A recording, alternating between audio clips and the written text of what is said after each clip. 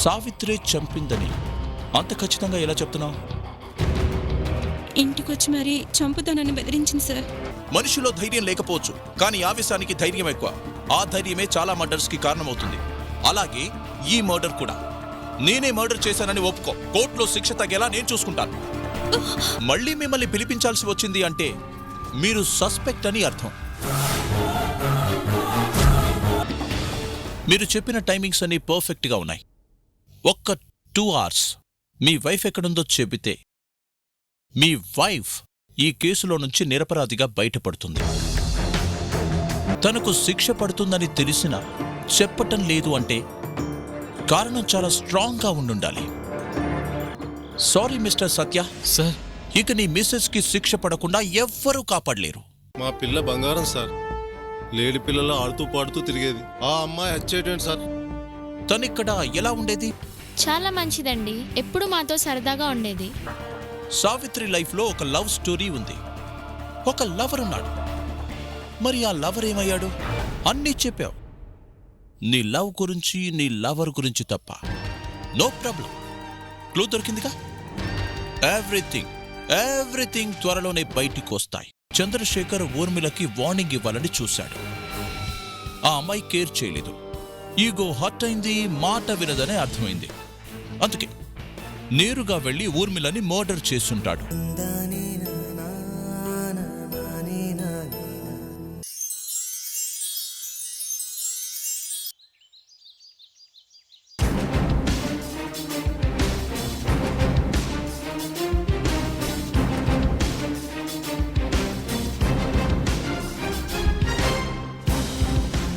ఈ కేసులో చంద్రశేఖరే హంతకుడు అనడానికి చాలా ఆధారాలు కనిపిస్తున్నాయి.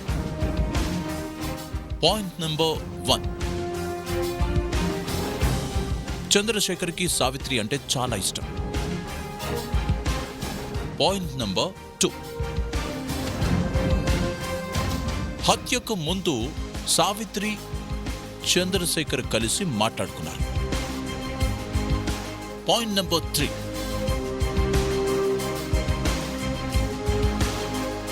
వాళ్ళిద్దరూ కలిసి మాట్లాడుకున్న తర్వాత చంద్రశేఖర్ ఊర్మిళకి ఫోను చేయడం, బెదిరించడమూ జరిగింది. Point number 4, post mortem report ప్రకారం డెడ్ బాడీలో ఉన్న డ్రగ్, చంద్ర గదిలో దొరికిన మెడిసిన్ రెండూ ఒకటే. పాయింట్ నెంబర్ 5,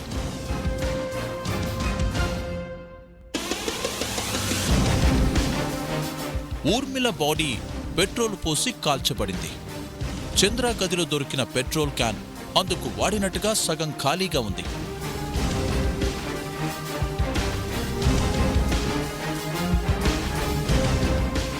సో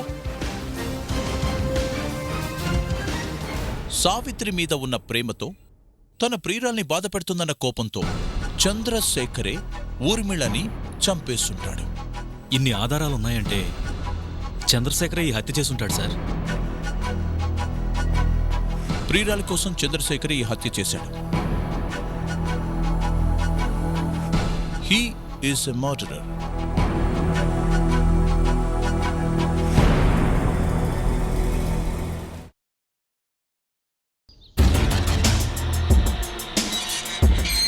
సార్,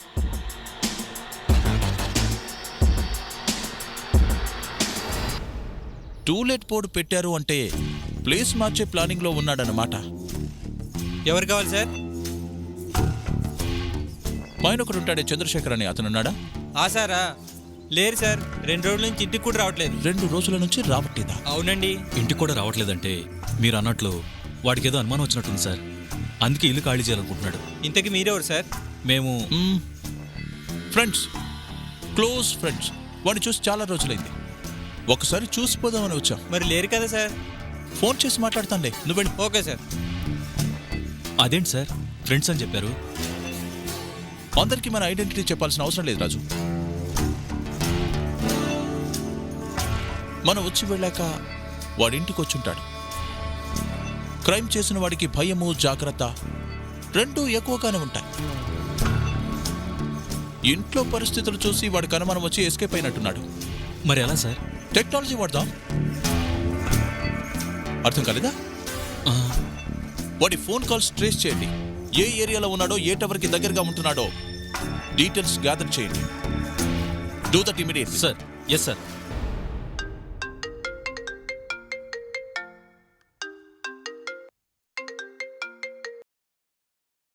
చెప్పు చంద్ర. సేఫేగా? సడన్గా ఆ డౌట్ ఎందుకు వచ్చింది? ఆ స్పెషల్ ఆఫీసర్ గడు మనల్ని ఫాలో అవుతున్నాడు. ఆ ఇన్ఫర్మేషన్ నీకెలా వచ్చింది? ఇన్ఫర్మేషన్ కాదు, వాడే ఇంటికి వచ్చాడు. ఇంటికొచ్చాడా? అవును, లక్కీగా నేను లేను కాబట్టి సరిపోయింది. ఇంటి వరకు వచ్చాడంటే విషయం ఉన్న ఆఫీసర్ అన్నమాట. అందుకే చెప్తున్నాను, కొంచెం జాగ్రత్తగా ఉండు. నీ దగ్గర కూడా రావచ్చు. నా దగ్గరగా నా గురించి తెలిసిన వాళ్లే నా దగ్గరికి రావడం కష్టం. అలాంటిది పోలీసులు రావటమా? అది జరిగే పని కాదు. నువ్వు జాగ్రత్తగా ఉండు చాలు.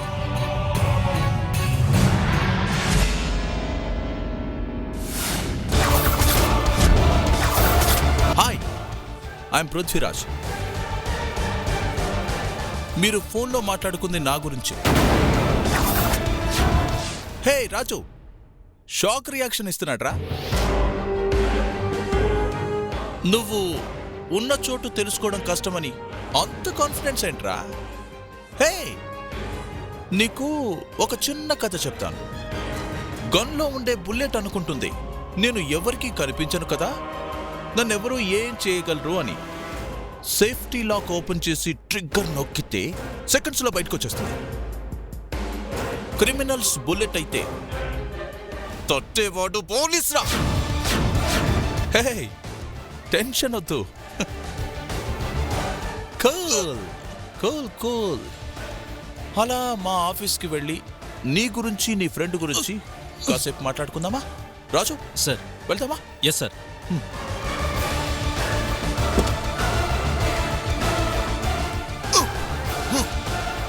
Get in.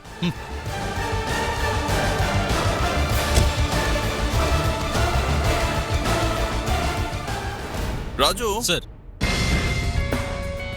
పొద్దున పూట మంది ఎందుకు తాగుతారు వీళ్ళు?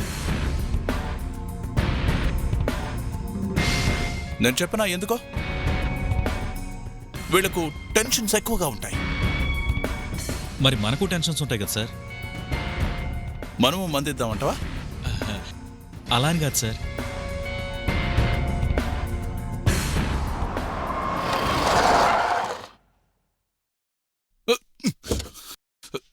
నీకు అసలు బుద్ధి ఉందా? సార్ సార్ సారీ సార్, చూసుకోలేదు సార్. బ్రేక్ సారీ మ్యాన్, ఏదైనా అయ్యుంటే? సారీ సార్, చూసుకోలేదు sir. Sorry sir, please sir. ఏయ్, రాజు! Shit! అగో.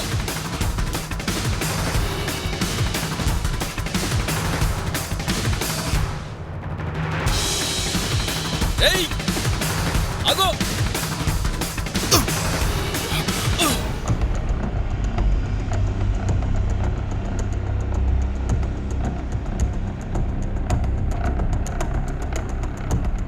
Shit!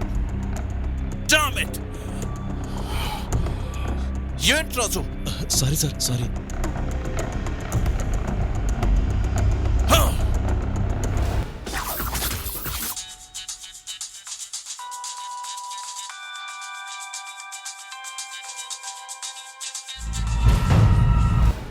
హలో, నా పేరు Krishna sir.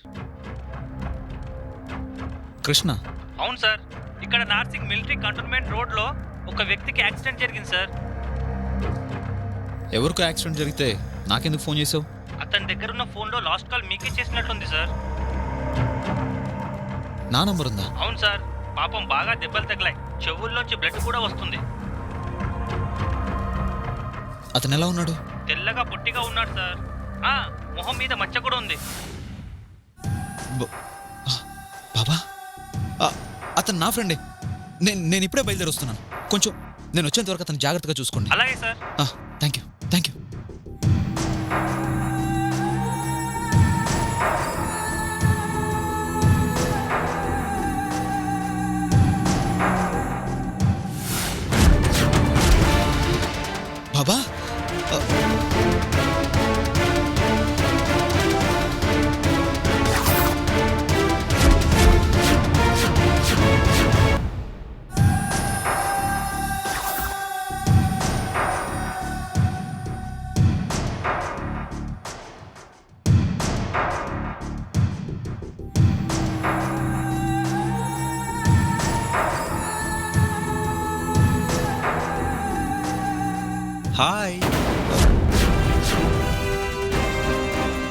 Hi.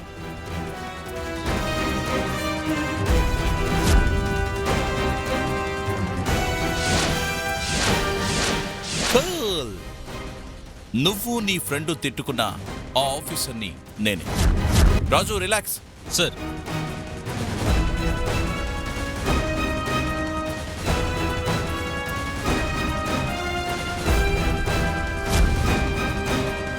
Hey, stop! Jintata jita jita jintata jintata jita jita jintata jintata jita jita jintata jintata jita jita jintata jintata jita jita jintata jintata jita jita jintata.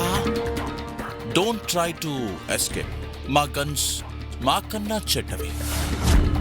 Murder చేసి ఎక్కడికి రా పారిపోతున్నావు? నేనెవరిని murder చేశాను sir? ప్రతి criminal first dialogue ఇదేరా, కొంచెమైనా మార్చు. ఇలా guns తో road మీద మాట్లాడుకుంటే బాగోదు. పద.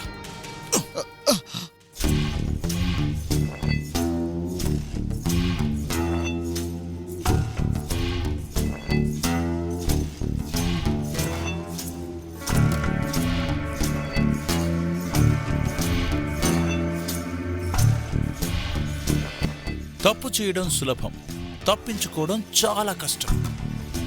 అయినా సరే తప్పు చేస్తారు. ఊర్మిళను నువ్వు చంపావనడానికి నా దగ్గర ఆధారం ఉందిరా. చంపావా లేదా? నేను చంపలేదు. అది నాకు కావలసిన సమాధానం కాదు, నిజం కావాలి. అదే నిజం. ఇంట్రాగేషన్కి వచ్చిన తర్వాత నీకు రెండే ఆప్షన్లు ఉంటాయి. ఒకటి పద్ధతిగా నిజం చెప్పడం, రెండు నేను చెప్పేది వినటం. ఏ ఆప్షన్ కావాలో నువ్వే డిసైడ్ చేసుకో. ఏ ఆప్షన్ అయినా నేను చెప్పేది అదే.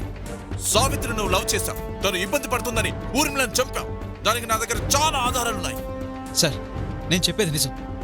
ఊర్మిళను చంపాల్సిన అవసరం నాకు లేదు. సావిత్రిని ప్రేమించినంత మాత్రాన ఊర్మిళను చంపానని మీరే డిసైడ్ అయితే ఎలా? మరి ఊర్మిళకి ఎందుకు ఫోన్ చేసి బెదిరించావు?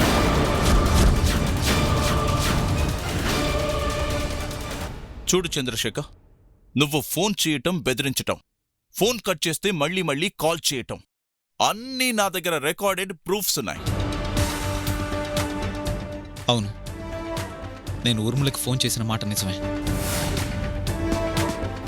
సావిత్రిని బాధ పెడుతుందని నాకు తెలిసి ఫోన్ చేసిన మాట నిజం. బట్ నేను చంపలేదు. ఊర్మిళ బాధ పెడుతుందని నీకెలా తెలుసు? సావిత్రి చెప్పింది.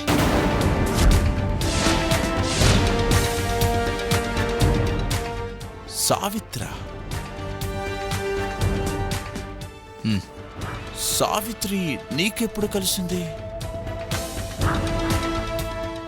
ఊర్మిళ చనిపోయిన రోజు సాయంత్రం.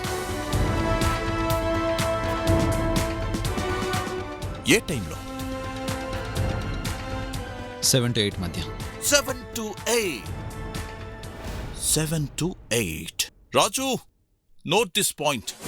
7 to 8 మధ్య అంటే ఊర్మిళను కలిసిన తర్వాతే, ఆ తర్వాత నిన్ను కలిసిందనమాట. తన బాధను నీకు చెప్పగానే నువ్వు మాజీ ప్రియురాలి కోసం ఊర్మిళను మర్డర్ చేశావు. కలిశాను, మాట్లాడాను, బట్ ఊర్మిళను నేను చంపలేదు. ఆ రోజు సావిత్రి నిన్ను కలిసినప్పుడు ఏం జరిగింది? ఏం మాట్లాడుకున్నారు?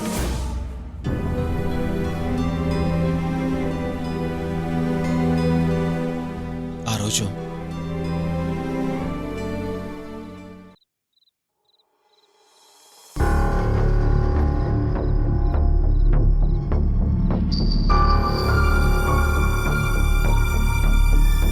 ఎవరు?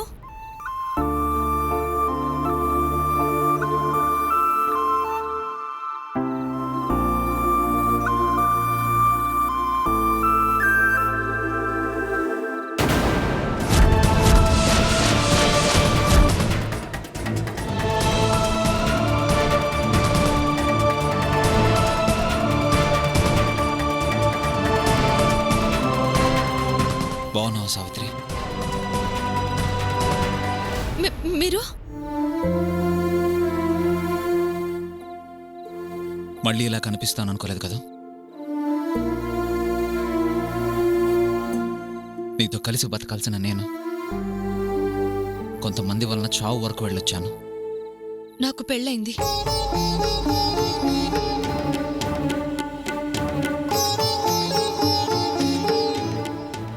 తెలుసు.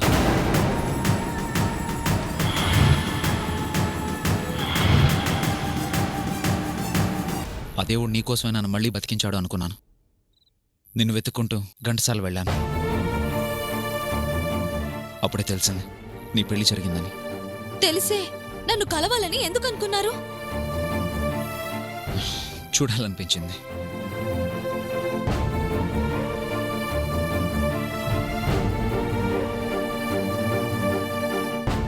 గతంలో ఏదో జరిగిపోయింది.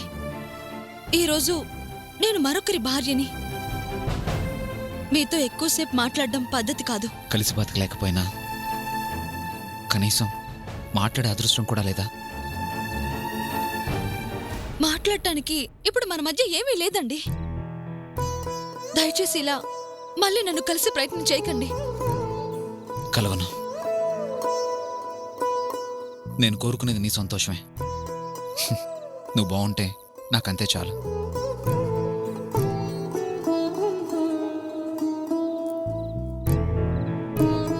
చూడు సావిత్రి, అలా అని నీ సంతోషానికి ఎవరైనా అడ్డొస్తే మాత్రం నేను తట్టుకోలేను.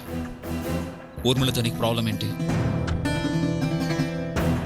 తనకు మాకు మధ్య ఏవో కుటుంబ గొడవలు. మరీ ఇబ్బంది పెడుతుందంటే చెప్పు. ఊర్మిళ ప్రాబ్లం నీకు లేకుండా చేస్తాను. అది నా ప్రాబ్లం, నేను సాల్వ్ చేసుకోగలను. ఈ టైంలో వచ్చి మాట్లాడి వెళ్తున్నావు అంటే తనెంత ప్రాబ్లం చేస్తుందో నేను అర్థం చేసుకోగలను. ఇబ్బందని ఒక్క మాట చెప్పు సావిత్రి, మళ్ళీ తను నీ జోలికి రాకుండా చేస్తాను. నాకు సమస్య వస్తే తీర్చడానికి నా భర్త ఉన్నాడు. ఆయన్ని కాదని పరాయి వాళ్ళకి నా సమస్య చెప్పుకోవాల్సిన అవసరం లేదు.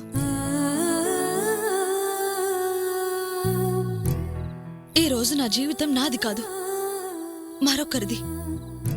దయచేసి అర్థం చేసుకోండి. మళ్ళీ నన్ను కలిసే ప్రయత్నం చేయొద్దు. సావిత్రి,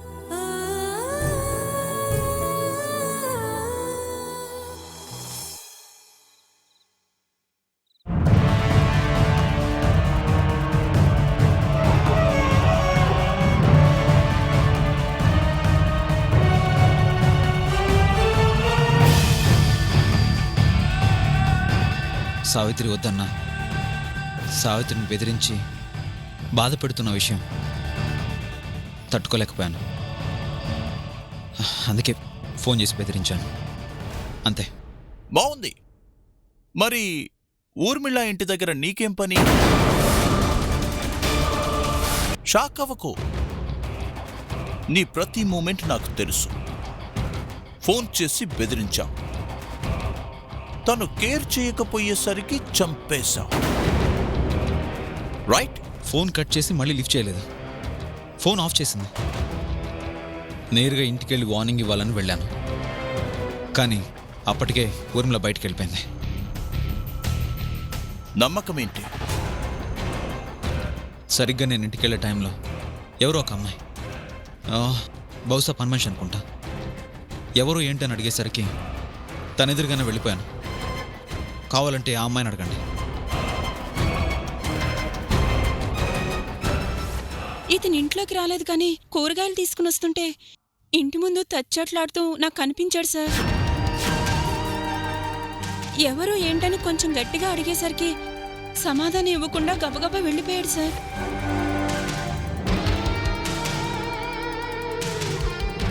ఓకే ఓకే, నువ్వు మర్డర్ చేయనప్పుడు తప్పించుకుని తిరగాల్సిన అవసరం ఏముంది? నా గతం అంత మంచిది కాదు సార్. సావిత్రి పరిచయం అయ్యాక మనిషినయ్యాను.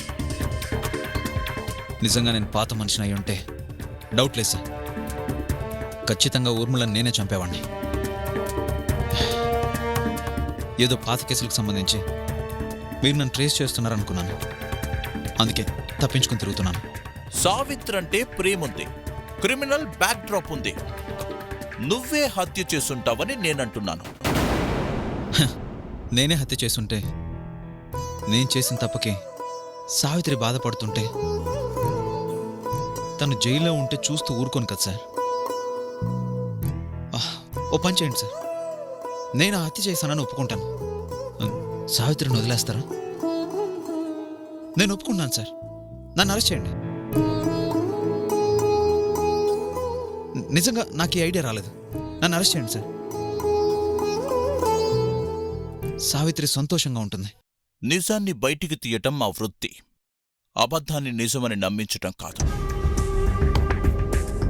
నిజమేంటో తేలే వరకు నేను ఎప్పుడు రమ్మంటే అప్పుడు రావాలి. రాజు సార్,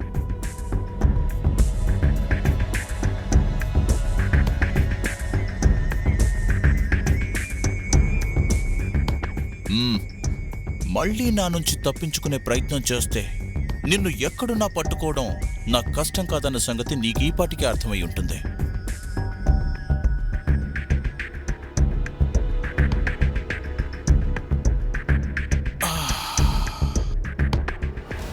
రాజు, సార్ అర్థమైంది సార్, వాడి మీద కన్నేసి ఉంచుతాను. రెండో కన్ను ఏం చేస్తావు? 2 కళ్ళు వేసించు.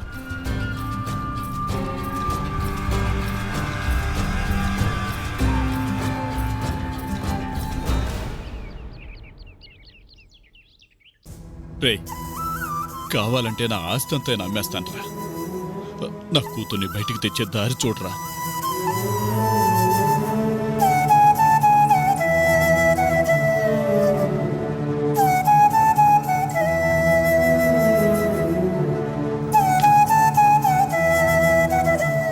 ఏమంటున్నారా? ఏమంటాడమ్మా, వాడు మనలాగే ఏమీ చేయలేనంటున్నాడు. అదేంట్రా, అంత పెద్ద లాయరు గోపాలం చేయలేందంటూ ఉంటుందా? వింటున్నావు కదమ్మా, ఇంతకంటే వాడికి నేనేం చెప్పగలను?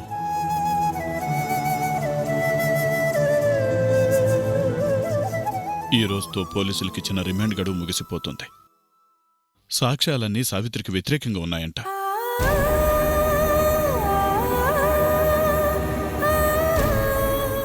ఏం సాక్ష్యాలరా? అందరూ పెద్ద పెద్ద చదువులు చదువుకున్న వాళ్లేగా. నా పిచ్చి తల్లిని చూస్తేనే అర్థం అవుతుందిగా అది అమాయకురాలని. మనిషిని చూసి అర్థం చేసుకోగల చదువు ఎక్కడుందమ్మా? వాళ్ళకి సాక్ష్యాలు ఆధారాలుంటే చాలు. తప్పు చేయకపోయినా శిక్ష వేసేస్తారు.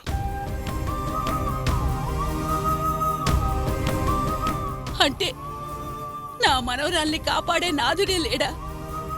అది జైల్లో అలా మగ్గిపోవాల్సిందేనా?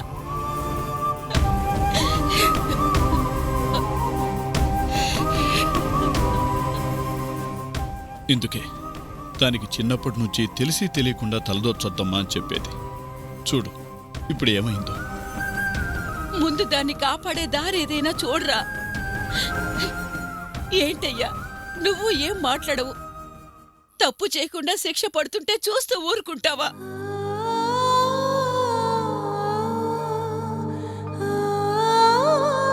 అల్లుడు గారు మాత్రం ఏం చేస్తారమ్మా? సావిత్రే తప్పు చేసిందని పోలీసులు ఆధారాలు సంపాదించారు. శిక్ష తప్పదని లాయర్ అయ్యుండి మన గోపాలే అంటుంటే అంటే నా మనవరాలు కటకటాల పాలు కావాల్సిందేనా? ఇది చూడ్డానికేనంట్రా నేను ఇంకా బతికున్నది.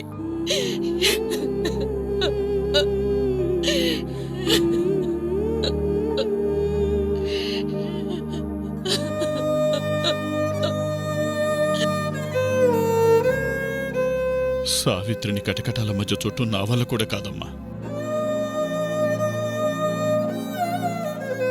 అదే జరిగితే నా బిడ్డ కష్టం చూస్తూ నలుగురు అనే మాటలు భరిస్తూ బ్రతకడం నా వల్ల కాదమ్మా, నా వల్ల కాదు.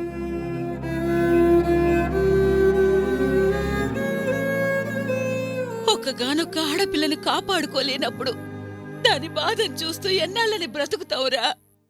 ఇంత విషయం తాగి ఇంటిల్లిపాది చద్దాం.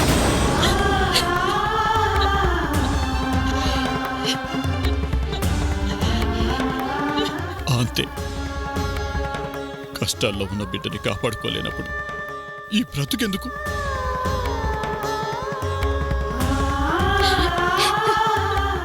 సావిత్రికి శిక్ష పట్టం అంటూ జరిగితే అదే చేద్దాం.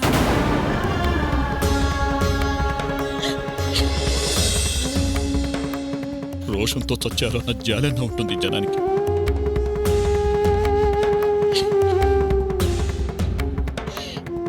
ఆ జాలన్న నా బిడ్డని వాళ్ళ మాటల నుంచి కాపాడుతుంది.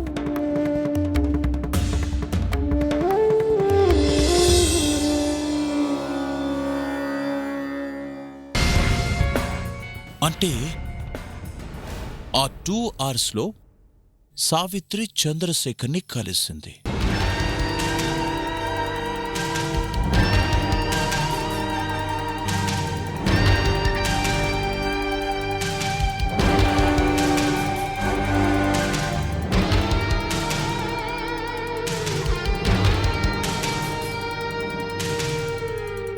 చంద్రశేఖర్కి సావిత్రి అంటే ప్రేమన్నమాట నిజం. సావిత్రి చంద్రశేఖర్ని కలవడం కూడా నిజం. బట్ అతన్ని మర్డర్ చేయలేదు. మనల్ని అతను మాటలతో నమ్మించుండొచ్చు కదా సార్. నో, తప్పు చేసిన వాడు చాలా కాన్ఫిడెంట్గా మాట్లాడతాడు. అట్ ద సేమ్ టైం అతను మర్డర్ చేసుంటే సావిత్రి కోసం నేనే మర్డర్ చేశానని చెప్పగల ధైర్యం అతనికుంది. సావిత్రిని కలిశాను, మాట్లాడానని చంద్రశేఖర్ చెప్పాడు గాని సావిత్రి చెప్పలేదు కదా సార్.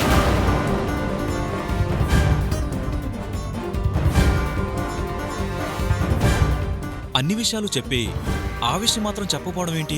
శ్రీరాజు, సావిత్రికి పెళ్ళైంది. చంద్ర సావిత్రి ప్రేమించుకున్న విషయం ఎవ్వరికీ తెలియదు. ఇప్పుడు చంద్రశేఖర్ని కలిశానని చెబితే విషయం అందరికీ తెలిసిపోతుంది. నలుగురు 4 మాటలంటారు. అది కోర్టులో పడే శిక్ష కన్నా పెద్ద శిక్ష. అయినా హస్బెండ్కి ఏ భార్య అయినా నా లవర్ని కలిసొచ్చానని ఎలా చెబుతుంది? అందుకే మనం అడిగినా తన భర్త అడిగినా సావిత్రి నిజం చెప్పలేదు. చంద్ర మర్డర్ చేయలేదంటున్నారు, మరి ఎవరు చేసినట్టు సార్? ఏ యాంగిల్లో చూసినా ఉన్న ఆధారాల్ని బట్టి సావిత్రి ఈ మర్డర్ చేసినట్లుంది.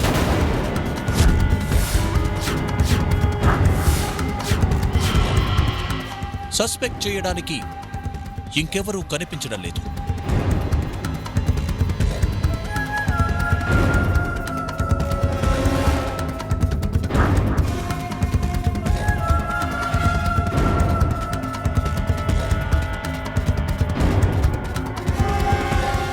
Last chance. తర్వాత మనస్సు మార్చుకున్నా యూస్ ఉండదు. ఈరోజు కోర్టులో నీకు శిక్ష పడే రోజు. నిజం చెప్పావనుకో ఆ శిక్ష తగ్గే ఛాన్స్ ఉంది.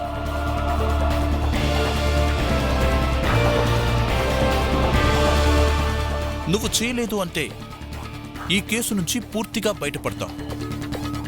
టెల్ మీ, ఎవరు చేశారు లేదా మర్డర్ చేయడానికి ఎవరు హెల్ప్ చేశారు?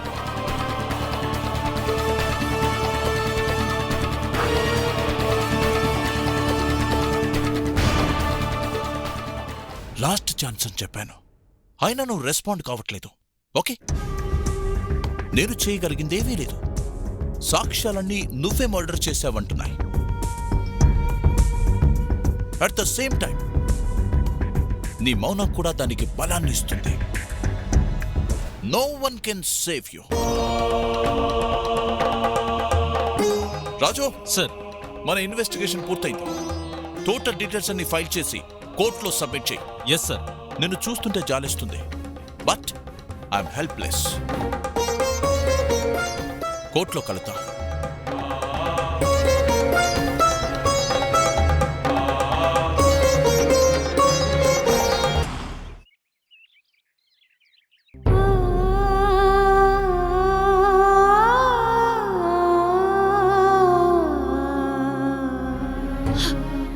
అమ్మ సావిత్రి,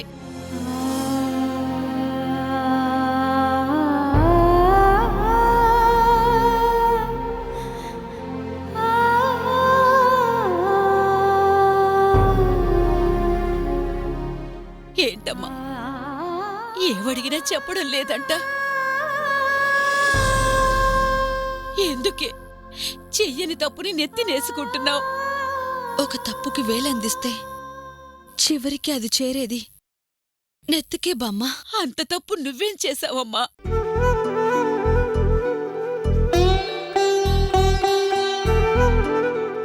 కనీసం మీ అమ్మతోనైనా చెప్తావా అమ్మా? అమ్మా అమ్మొచ్చిందా బామ్మ? ఏది? నువ్వు కోర్టులో అడుగు పెట్టాక ఏ దుర్వార్తో వినాల్సి వస్తుంది అంటున్నారు.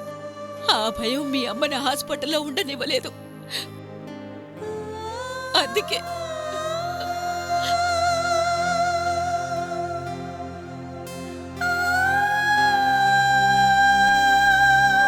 అమ్మా సావిత్రి,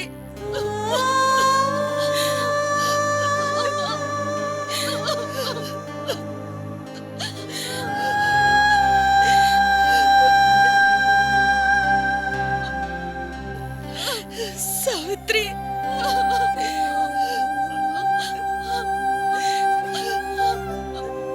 ఓటీ టైం అవుతుందమ్మా, పదండి. మా బాబు 4 మాటలు మాట్లాడివ్వండి. ఆ తర్వాత మాట్లాడే అవకాశం వస్తుందో లేదో. త్వరగా కానివ్వండి.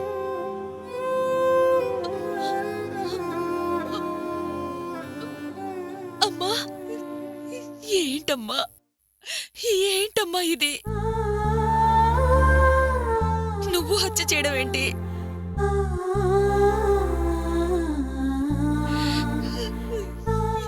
ఏదేదో చెప్పారు, చెప్తూనే ఉన్నారు. నా బిడ్డ గురించి నలుగురు మాట్లాడుకోవాలి అనుకున్నాను, కానీ ఇలా కాదు. కడుపున మోసిన దాన్ని నా బిడ్డ గురించి నాకు ఒకరు చెప్పాల్సిన అవసరం లేదమ్మా. కానీ నలుగురు నీ గురించి హంతకురాలని మాట్లాడుకుంటుంటే తట్టుకోలేకపోయానమ్మా.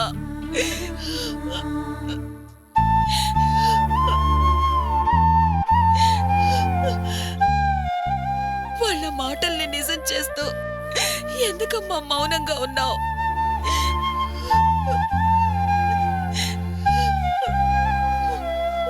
అసలేం జరిగింది? తల్లిని నాతో అయినా చెప్పమ్మా. అది తప్పైనా ఒప్పైనా నేను నిన్ను కాపాడుకుంటాను.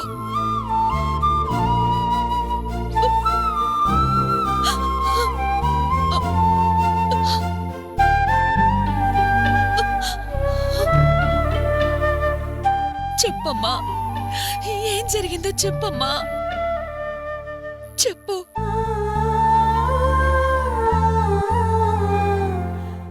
చెప్పమ్మా. నీ నమ్మకమే నిజమమ్మా. నేనే తప్పు చేయలేదు. మరిదంతా ఏంటమ్మా? నా నుదుట నేను రాసుకున్న రాత ఇది.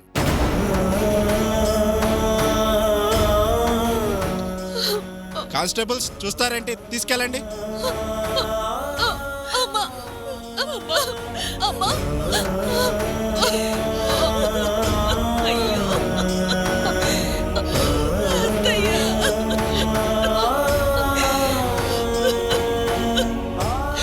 ఊరుకోమ్మా, ఊరుకో.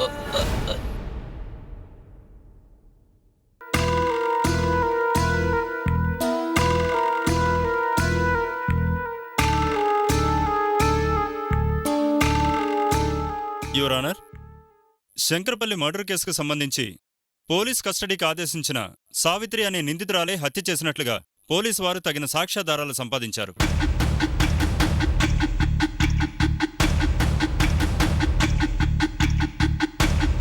నిందితురాల్ని విచారించడానికి కోర్టు వారి అనుమతి కోరుతున్నాను. గ్రాంటెడ్. సావిత్రి, సావిత్రి, సావిత్రి.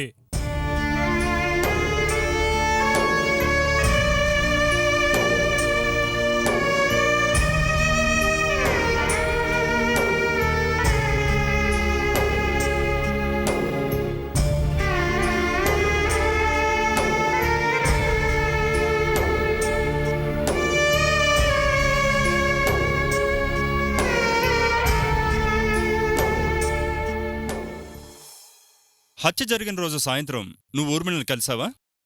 కలిశాను. చంపేస్తానని బెదిరించావా? నా కుటుంబం జోలికి రావద్దని మందలించానంతే. నో యువర్ ఆనర్, నిన్ను తగలబెడతాను అని నిందితురాలు స్వయంగా అన్నట్లు ఊర్మిళ ఇంటి పని మనిషి ఇచ్చిన సాక్ష్యం మీ ముందుంది. అబ్జెక్షన్ ఇవ్వరాదు.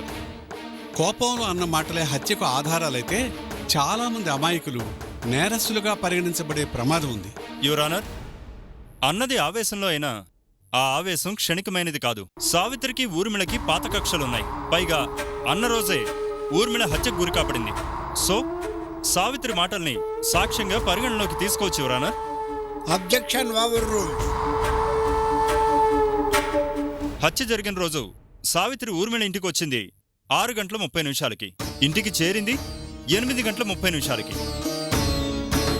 పోస్ట్మార్టం రిపోర్ట్ ప్రకారం హతురాలు హత్యకి గురి కాబడిన సమయం 8:05. అంటే చంపుతానని ఆవేశంగా బయటకొచ్చిన సావిత్రి తెలివిగా ఊర్మిళని బయటికి రప్పించి గొంతు పిసికి చంపి ఎవరూ గుర్తుపట్టకుండా పెట్రోల్తో శవాన్ని తగలబెట్టి ఏమీ తెలియనట్టు 8:30కి ఇంటికి చేరింది.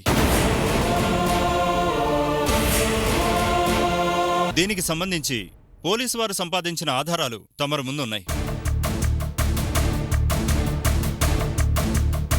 ఆధారాలన్నీ పరిశీలించి ఒక అమాయకురాలి ప్రాణాల్ని బలి తీసుకున్న ఈ నిందితురాల్ని కఠినంగా శిక్షించవలసిందిగా కోరుతున్నాను. హత్యకు సంబంధించిన ఆధారాలన్నీ పగడ్బందీగా ఉన్నాయి. నిందితురాలు హత్య చేయలేదు అనటానికి డిఫెన్స్ లాయర్ గారు సరైన ఆధారాలు సేకరించలేకపోయారు. కావున ఈ కేసులో సావిత్రే ఉద్దేశపూర్వకంగా హత్య చేసిందని కోర్టు భావిస్తుంది. చివరిగా నువ్వు చెప్పుకోవలసింది ఏమైనా ఉందా?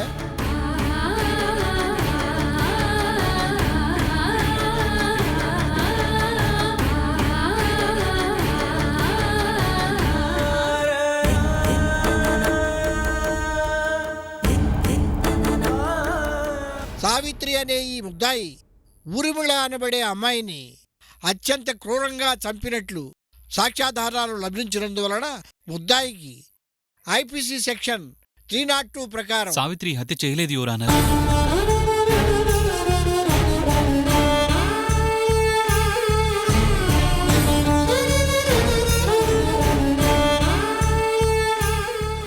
సావిత్రి హత్య చేయలేదు యువర్ ఆనర్. మీరు చెప్పదలుచుకున్నది బోనులోకి వచ్చి చెప్పండి.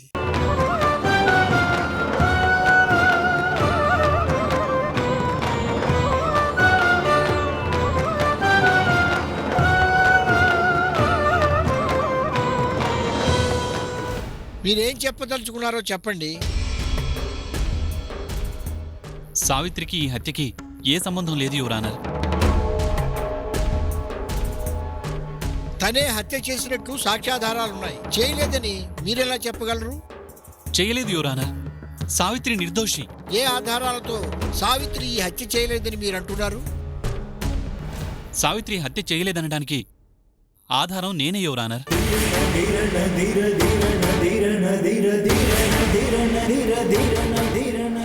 ఎందుకంటే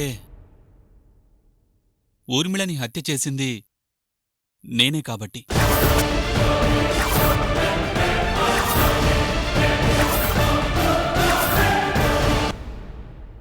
ఎస్ యువర్ ఆనర్. నన్ను నా భార్యని ఊర్మిళ ఎన్ని విధాలుగా బాధపెట్టినా తనే తప్పు తెలుసుకుంటుంది అని ఓర్చుకున్నాను. అయినా మారకుండా నా భార్యని మరింతగా బాధ పెట్టడం నేను తట్టుకోలేకపోయాను యువర్ ఆనర్.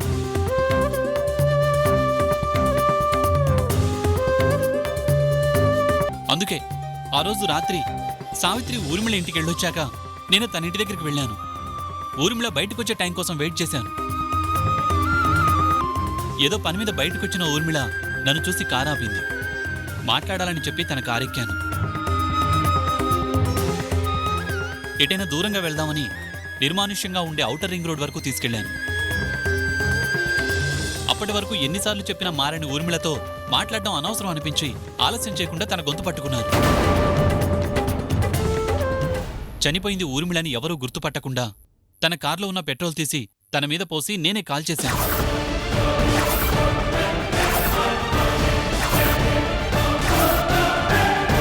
చాటుగా జరిగింది కాబట్టి ఎవరికీ తెలియదు అనుకున్నాను.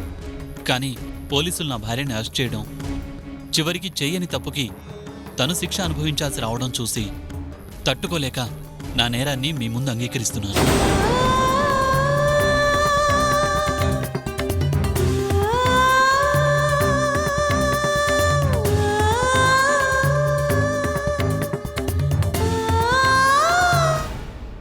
నేరం చేసినట్లు నేరస్తుడే అంగీకరించటం వలన నిందితురాలు సావిత్రిని నిర్దోషిగా విడుదల చేస్తూ ఈ నేరస్తుడిని కస్టడీలోకి తీసుకోవలసిందిగా పోలీసు డిపార్ట్మెంటును ఆదేశించడమైనది.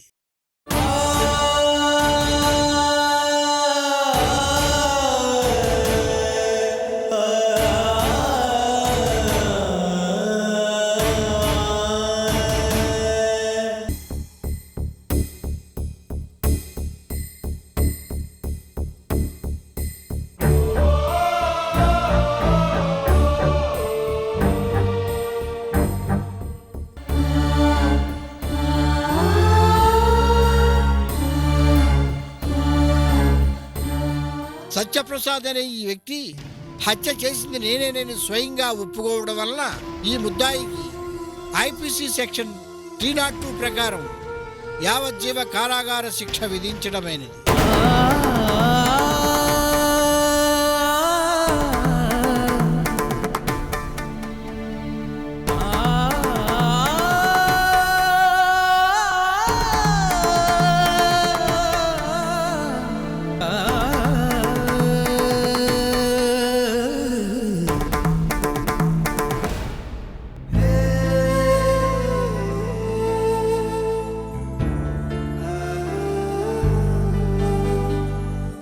అల్లుడు బంగారం, నా బిడ్డ ఏ జన్మలో చేసుకున్న పుణ్యమో నీలాంటి భర్త దొరికాడు అనుకున్నాను.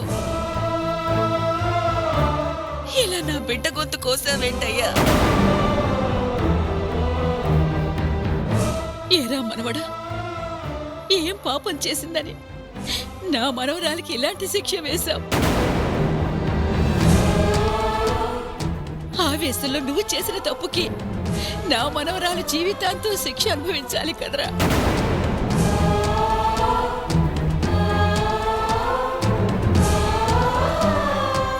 నువ్వు తప్పు చేసి మా కుటుంబాన్ని వీధిలో నిలబెట్టావు కదయ్యా.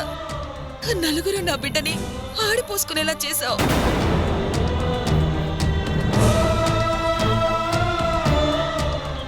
ఇలాంటి నిర్ణయం నువ్వు తీసుకుని ఉండకూడదు బాబు. పెద్దవాళ్ళం మేము ఉన్నాం కదా, ఒక్క మాట చెప్తే మేం మాట్లాడేవాళ్ళంగా.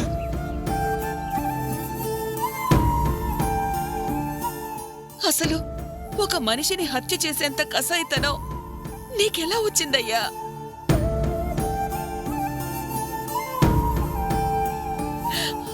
ఈ రోజు నువ్వు పోయి జైల్లో కూర్చుంటావు. నా బిడ్డ పరిస్థితి ఏంటి?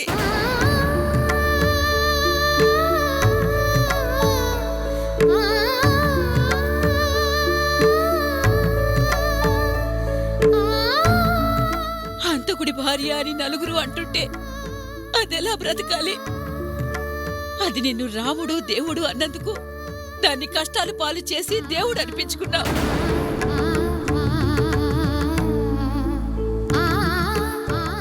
సావిత్రి నీకు దూరం అవుతుంది అని నువ్వు అల్లాడినప్పుడు తనంత అదృష్టవంతురాలు లేదు అనుకున్నాను. అందుకే మీరు విడిపోకుండా విడాకులు రాకుండా చెయ్యాలని చూశాను. కానీ తప్పు చేశారని ఇప్పుడు అర్థమైంది. ఆ రోజు విడాకులు ఇప్పించుంటే కేవలం భర్తను వదిలేసింది అన్నమాటే ఉండేది. ఇలా హంతకుడి భార్య అనిపించుకునే కర్మ ఉండేది కాదు.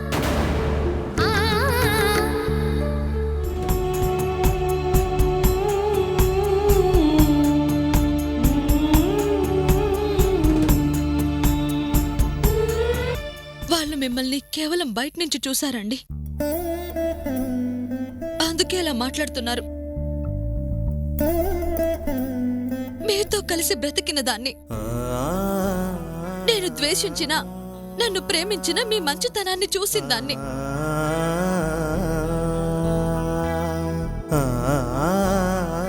నాకు తెలుసు మీరే తప్పు చేసుండరు.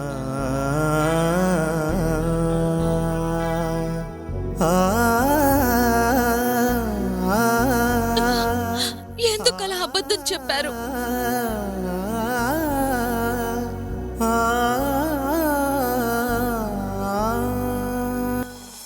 అందులో అబద్ధం లేదు సావిత్రి. ఊర్మిళ బతికుండగా మనల్ని ప్రశాంతంగా బతకనివ్వదని అర్థమైంది. అందుకే చంపేశాను.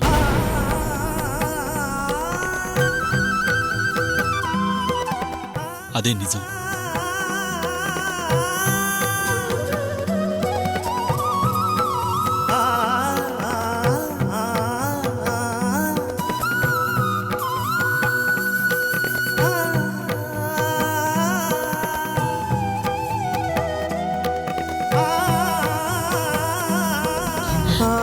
అమ్మ సావిత్రి,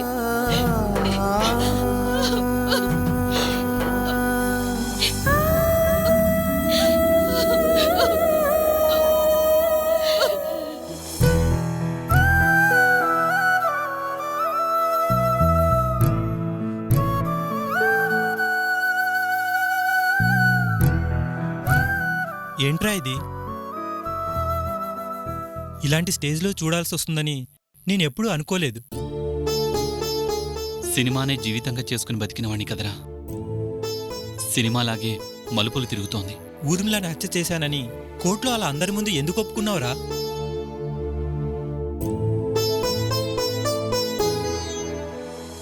హత్య చేశాను కాబట్టి.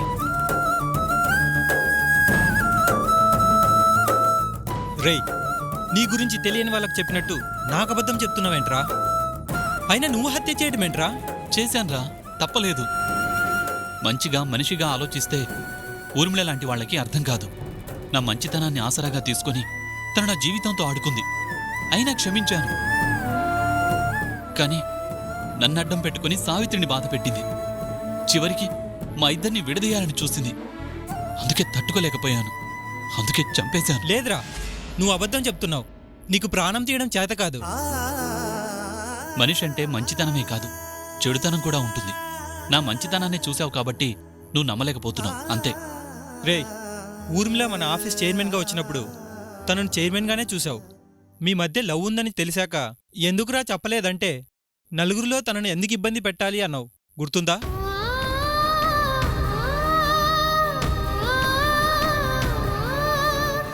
ప్రేమించినందుకే ఊర్మిళ గురించి అంత ఆలోచించిన వాడివి నువ్వు తనని చంపావంటే ఎలా నమ్మమంటావురా?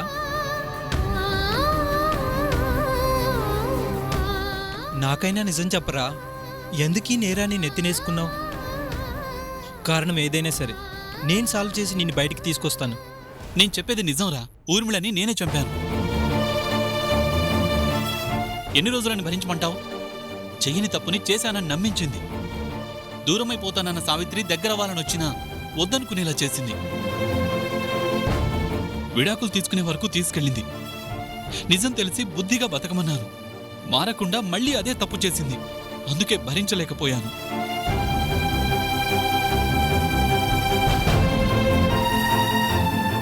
స్నేహితుడివి కాబట్టి నువ్వు నమ్మలేకపోవచ్చు, కానీ అదే నిజం. సరే, నా విషయం వదిలేరా. సావిత్రిని చూసావా? చూడాలనిపించినా ఎలా ఓదార్చాలో అర్థం కాక ఆగిపోయానురా.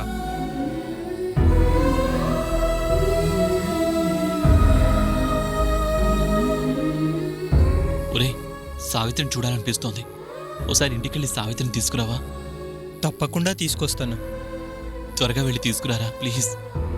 అలాగేరా, వస్తానురా.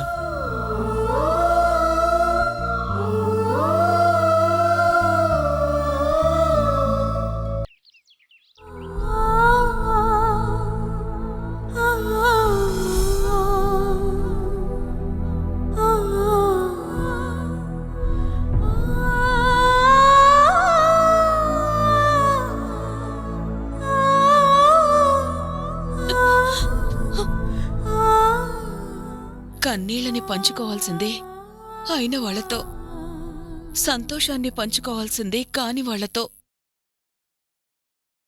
ఈ కన్నీళ్ళని మా దగ్గర దాచే కదమ్మా పరిస్థితి ఇంత దూరం తీసుకొచ్చారు.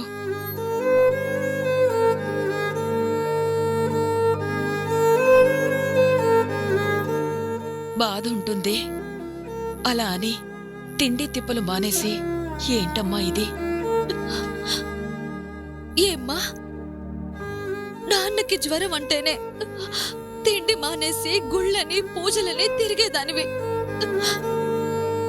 జ్వరానికి నువ్వంత బాధపడితే నా భర్త జైల్లో ఉన్నాడమ్మా.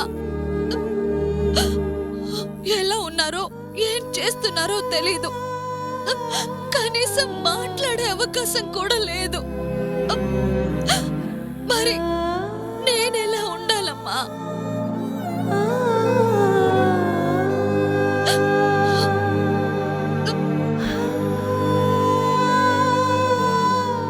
ఆయన అక్కడ కష్టపడుతూ ఉంటే నేనిక్కడ ఎలా సుఖంగా ఉండగలనమ్మా? నిన్నటి వరకు జైల్లో ఉండి బాధపడ్డావు, ఈ రోజు ఇంటికొచ్చి బాధపడుతున్నావు. ఇలా నిన్ను చూస్తూ నేనెలా తట్టుకోగలనమ్మా? రాతమ్మా, నా రాతిలా ఉంటే ఎవరు మాత్రం ఏం చేస్తారు? అయినా నిన్నటికి ఈ రోజుకి పెద్ద తేడా ఏముంది? నిన్నటి వరకు నేను లోపలుంటే ఆయన బయటున్నారు. ఈరోజు ఆయన లోపలుంటే నేను బయటున్నాను.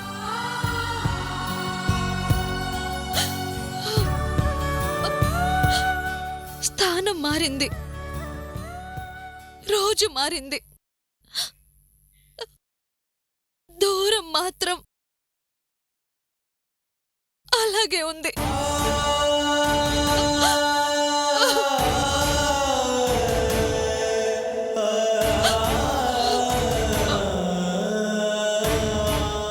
ఏ జన్మలో ఏం పాపం చేశావమ్మా? నీకే కష్టాలు. ఏ జన్మలోనూ చేసిన పాపం కాదమ్మా, ఈ జన్మలో చేసిన పాపమే. ఇష్టపడి పెళ్లి చేసుకున్న ఆయన్ని ఎన్నో బాధలు పెట్టాను. ఆ పాపమే ఇదిగో ఎలాంటి శిక్ష వేసింది. మీరిష్టపడిన ఆయన్ని నేనిష్టపడలేకపోయాను. ఇష్టం మొదలయ్యేసరికి ఊర్మిళ రూపంలో కష్టం మొదలయ్యింది. చివరికి ఎలా దూరం చేసింది. ఆ ఊర్మిళెవరే మీ ప్రాణానికి బతికినంత కాలం అలా సాధించింది, చచ్చి ఎలా సాధిస్తోంది? అది పుట్టిందే నన్ను సాధించడానికమ్మా. అందుకే నాకన్నా ముందే ఆయన జీవితంలోకి రావాలని చూసింది. అది కుదరక మంచిగా మా జీవితాల్లోకొచ్చింది. చివరికిలా మమ్మల్ని విడదీసి వెళ్ళిపోయింది.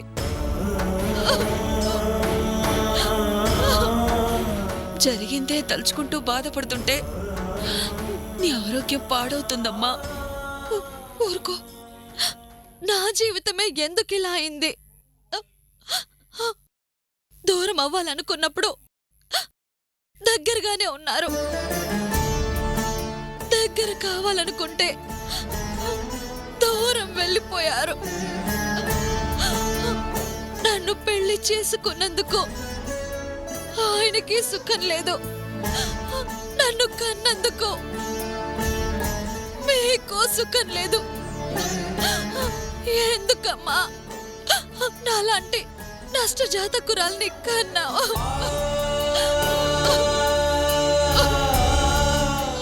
ఊరుకోమ్మా, ఊరుకో. అన్నీ సర్దుకుంటాయి. ఊరుకోమ్మా, బాధపడకు.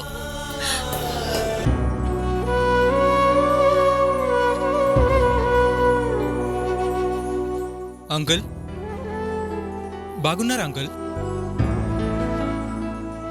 ఎలా బాగుంటాం? నాశనమైపోయిన కూతురు జీవితం చూస్తూ ఏ తండ్రి బాగుంటాడు? ఇలా జరుగుతుంది అనుకోలేదు. అనుకుంటే ఎందుకు జరగనిస్తామయ్యా? కానీ ఇలా జరుగుతుందని తెలిసి ఆపలేకపోయాడు నీ స్నేహితుడు. వాడు మాత్రం ఏం చేస్తాడు అంకుల్? ఏ ఎందుకు చేయలేడు? అక్కడ ఒక ప్రాణం తీసేటప్పుడు తెలీదా దానివల్ల ఇక్కడ మరొక జీవితం నాశనం అవుతుందని? ఇలా బ్రతుకంటే భయం బాధ్యత లేని వాళ్ళకి ఎందుకయ్యా పెళ్ళిళ్ళు? మీకెలా చెప్పాలో అర్థం కావట్లేదు. నీకే కాదు, ఎవరికీ అర్థం కాదు. చెప్పగలిగింది ఏమీ లేదు కాబట్టి. మీరలా బాధపడ్డంలో అర్థముంది, కానీ సత్య అంత దుర్మార్గుడు కాదంకుల్. వాడికి సావిత్రి అంటే ప్రాణం.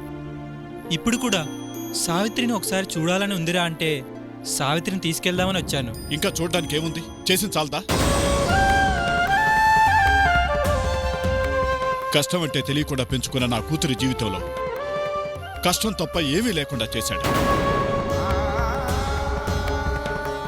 నా అల్లుడని గొప్పలు చెప్పుకున్నందుకు ఈరోజు నా ఊర్లో నన్ను తలెత్తుకోకుండా చేశాడు. అంటే మీరు సత్య హత్య చేశాడని నమ్ముతున్నారా? నమ్ముతారా ఏంటి? కళ్ళ కట్టినట్టు హత్య చేశానని చెప్తే నేను మాత్రం ఇప్పటికీ వాడు తప్పు చేశాడంటే నమ్మలేకపోతున్నాను అంకుల్. అలా నమ్మక నష్టపోయింది చాలు బాబు. ఇంకా ఇలాంటి హంతకులతో మాకు ఏ సంబంధాలు వద్దు. మమ్మల్ని ఇలా బ్రతకనివ్వండి. సావిత్రిని చూడాలని వాడెంతో ఆశగా అడిగాడు అంకుల్. ఆ అభిమానము ప్రేమ హత్య చేసే క్షణంలో ఉండుంటే ఈ రోజు మాకు ఈ కర్మ ఉండేది కాదు. నా కూతురు బ్రతికెలా నాశనం అయ్యుండేది కాదు. చాలు, దూరంగా ఉన్నా నా కూతురు సుఖంగా ఉంటుందని ముందు వెనక చూడకుండా పెళ్లి చేసినందుకు నష్టపోయింది చాలు. ఇప్పుడు నా కూతురు వచ్చి మాత్రం చేసేదేముంది? కటకటాల్లో ఉన్న భర్తను చూసి కుమిలిపోవడం తప్ప. ఏడ్చి ఏడ్చి అలసిపోయింది. అలసట తీర్చుకునే అవకాశమైనా ఇవ్వండి. మళ్ళీ చూడాలని ఉంది, మాట్లాడాలని ఉంది అంటూ రావద్దు. ఇక నుంచైనా మా బ్రతుకు మమ్మల్ని బ్రతకనివ్వండి. అది కాదంకుల్, పాపం వాడు. ఏంటయ్యా పాపం? ఎందుకయ్యా పాపం? కష్టపడి ప్రాణం తీశాడనా? లేక కట్టుకున్న దాని జీవితం నాశనం చేశాడనా? అతన్ని పాపం అనుకుంటే రేపు మమ్మల్ని పాపం అనుకునేవాళ్ళు ఎవరు ఉండరు. మళ్ళీ ఇలాంటి కబుర్లు మోసుకొచ్చి మమ్మల్ని బాధ పెట్టదు. మళ్ళీ వచ్చి మా అమ్మాయిని ఇబ్బంది పెట్టదు. దయచేసి వెళ్ళిపోండి.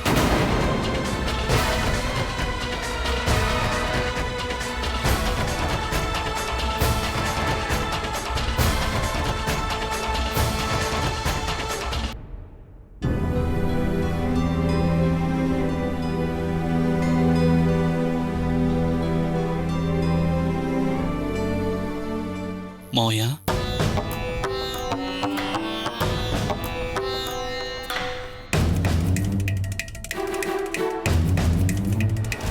కష్టపడి చదువుకున్నా, మంచి ఉద్యోగం చేస్తున్నావని ముక్కు మొహం తెలియని సంబంధమైనా నీకు నా కూతుర్నిచ్చి చేశాను. అదే నేను చేసిన తప్పని ఇప్పుడు నాకు అర్థమైంది.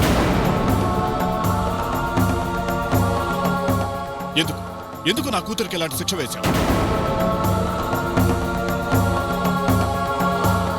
పెళ్లి చేసే ముందు అటు 7 తరాలు ఇటు 7 తరాలు చూసి పెళ్లి చేయాలని ఎందుకంటారో నాకు ఇప్పుడు అర్థమైంది. మావయ్య, ఇప్పుడు నేను మీకేం చెప్పలేను. వద్దు, చెప్పొద్దు. చెప్పినా వినేంత ఓపిక నాకు లేదు. నీ ఆవేశానికి నా కూతురు జీవితం బలైపోయింది. ఊర్లో నా పరువు గౌరవం అన్ని మంటగలిసిపోయాయి. మళ్ళీ నా కూతుర్ని చూడాలని ఉందని నీ స్నేహితుని పంపిస్తావా? ఇంకా ఏం చేద్దామని? తీసిన పరువు చాలేదా?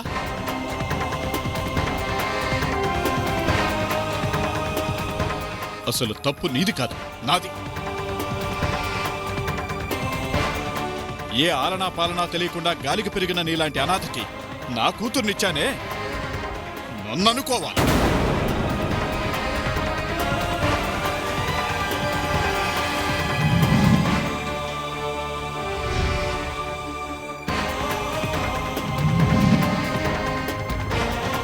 పెళ్లికి ముందే ప్రేమ వ్యవహారాలు నడిపి ఏం తెలియనట్లు నా కూతురు మెళ్ళలో తాలి కట్టావు. నిజం తెలిసిన విషయం మాతో చెప్పనివ్వకుండా నీ మాయమాటలతో నా కూతుర్ని ఆపావు.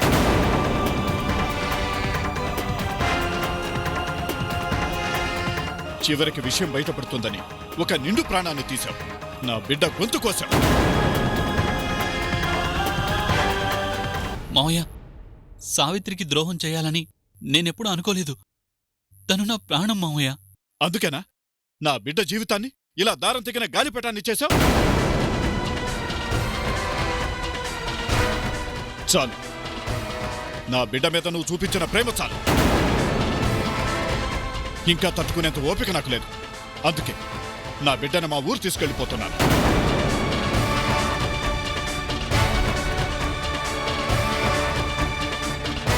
ఇక నీకు మాకు ఏ సంబంధం లేదు. నువ్వు మాకు ఏమీ కావు. అలా అనకండి మామయ్య. నా జీవితంలో నాకంటూ ఉన్న కుటుంబం మీదే. కుటుంబం అంటే అభిమానం ఉన్నవాడివైతే ఇలా చేస్తావా? ఒకసారి నీ మాటలు నమ్మి మోసపోయింది చాలు. అందుకే నీకు నీ జ్ఞాపకాలకి దూరంగా నా కూతుర్ని తీసుకువెళ్ళిపోతున్నాను. అంతేకాదు, నా కూతురికి మరొక పెళ్లి చేసి నా తప్పు నేను సరిదిద్దుకుంటాను. ఇక నా కుటుంబానికి నీకు ఎలాంటి సంబంధం లేదు. సంబంధం పెట్టుకోవాలని ప్రయత్నించినా బాగుండదు. ఆ రోజు మీరు విడాకులు తీసుకోవాలనుకున్నారే, అదే పని ఇప్పుడు చేస్తాను.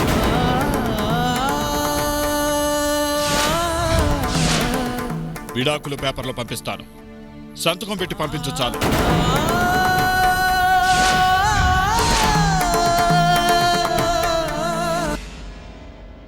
ఇంకా మన మధ్య ఏమన్నా మిగులుంది అంటే ఆ సంతకమే.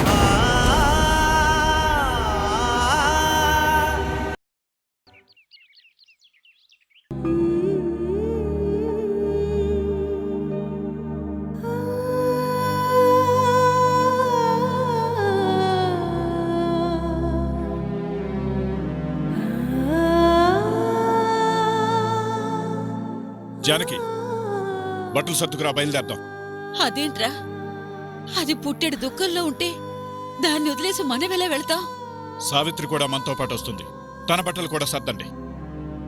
అదే నిజమేలే. 4 రోజులు మన దగ్గర ఉంచుకుని దాని మనసు కుదుటపడ్డాక తీసుకొచ్చి వదిలిపెట్టచ్చు. మళ్ళీ రావాల్సిన అవసరం లేదు. రాకుండా ఎలాగండి? వచ్చేం చేయాలి? అదిగో అలా ఏడుస్తూ కూర్చోవాలి, అంతేగా? నా కూతురికి అంత కర్మేం పట్టలేదు. సావిత్రి, రెడీ అవ్వమ్మా. ఎక్కడికి నాన్నా? మనూరికి, మనింటికి. అది మీ ఊరు, మీ ఇల్లు. నాది కాదు నాన్నా.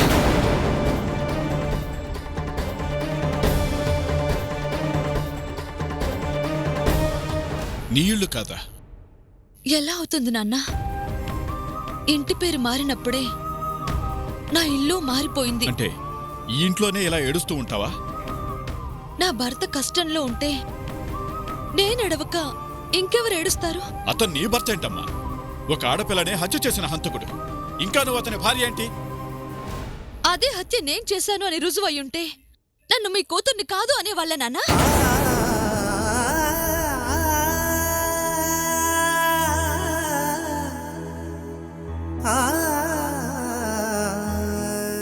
అలాగే నా భర్తను కాదనుకొని నేను రాలే నాన్నా.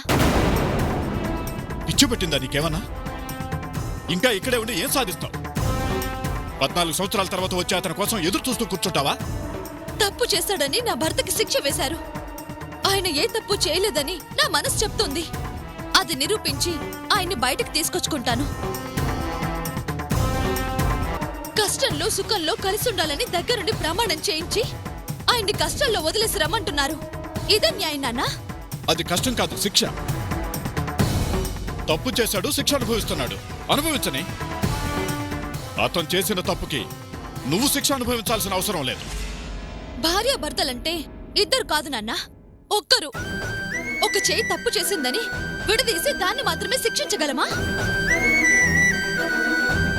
అలాగే శిక్ష ఇద్దరూ అనుభవించాలి. అది ధర్మం. ఏంటే ధర్మం? చిన్నపిల్లవి కదా అని ఊరుకుంటుంటే మాట్లాడుతున్నావు? నాకే నిధులు చెప్పేంత పెద్దదానివయ్యావా? అవును నాన్నా, పెద్దదాన్నే అయ్యాను.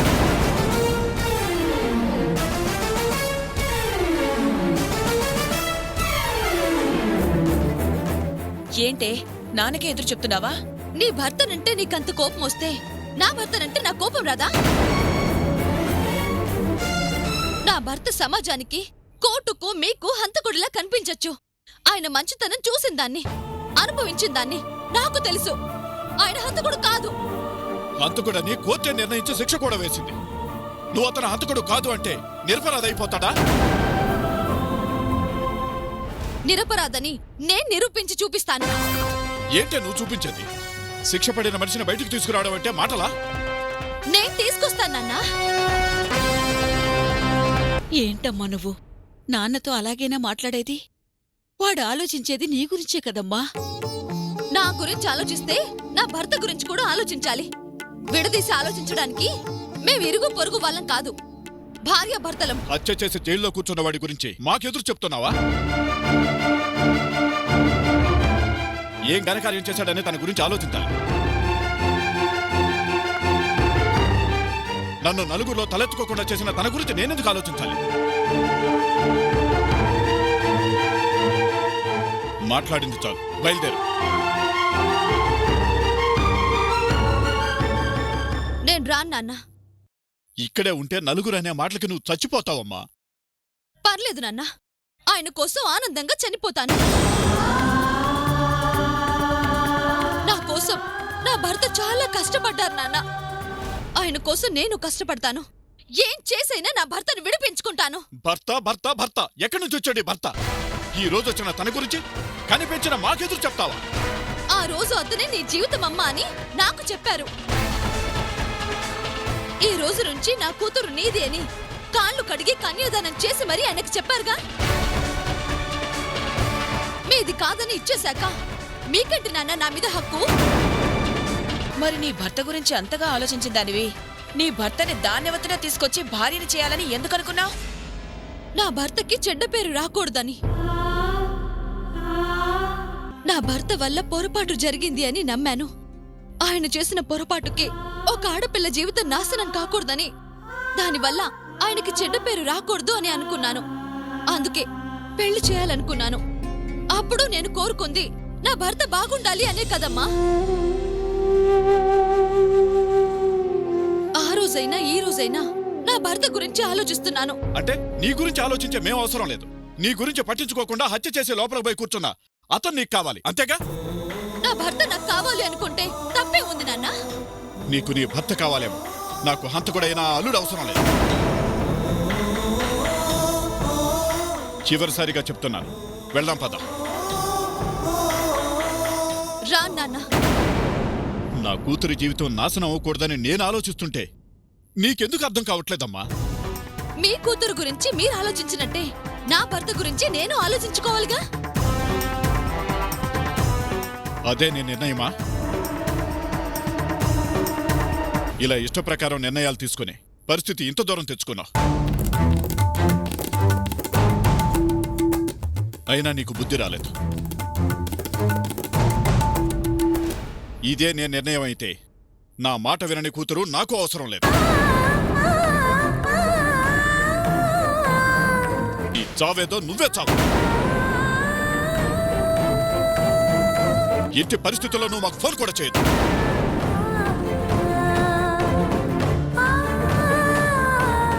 ఏమిట్రా ఆ మాటలు? ఇంకెలా మాట్లాడాలమ్మా? అది ఇప్పుడు చాలా పెద్దదైపోయింది. మీరు ఎవరు అన్నట్లు మాట్లాడుతుంది. అవసరం లేదమ్మా, ఇలాంటి కూతురు నాకు అవసరం లేదు. అసలు కూతురే పుట్టలేదు అనుకుంటాను.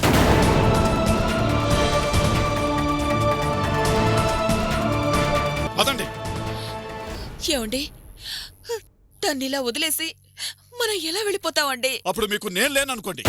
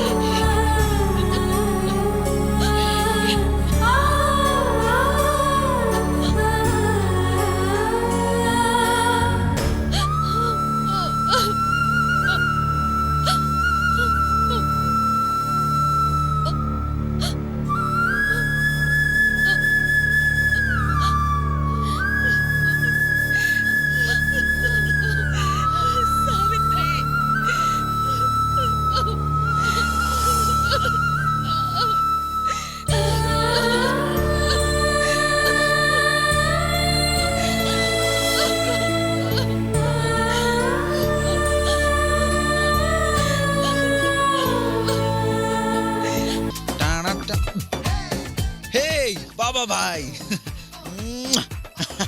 కమన్ కమన్ కమన్ కమన్, నువ్వు ఓపికే, కమన్. తీసుకో తీసుకో తీసుకో, come on come on come on, cheers, come on come on. ఈ ఆనందానికి కారణం ముందు ఈ స్వీట్ తీసుకో. మందులకు స్వీట్ బాగోదు కానీ విషయం చెప్పు. ఓ బాబాయ్, yeah, come come come come, yeah.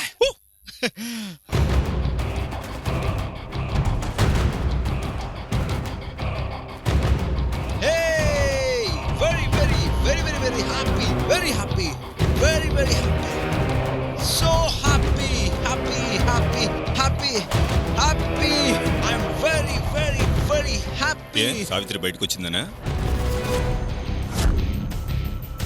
కాదు, సత్య లోపలికి పోయినందుకు. సావిత్రికి నాకు మధ్య ఉన్న అడ్డం తొలగిపోయింది. సావిత్రి సంతోషంగా ఉండాలంటే సత్య కూడా బయట ఉండాలి కదా. సావిత్రి సంతోషంగా ఉండాలి